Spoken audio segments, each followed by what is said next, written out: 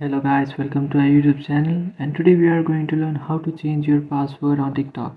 So if you want to change your password on TikTok, first of all you have to open up your TikTok application, and after opening your TikTok application, tap on the profile icon which is on the bottom right, and after tapping on your profile icon, tap on the three bar icon which is on the top right, and after tapping on the three bar icon, tap on settings and privacy, and then tap on accounts. After tapping on accounts, tap on password, and now you will receive a 6-digit code in your email address, or you can also receive a 6-digit code in your mobile number. So copy that 6-digit code.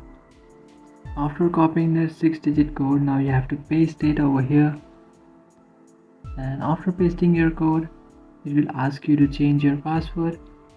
So after changing your password, just tap on next, and after tapping on next, you can see you have successfully changed your password.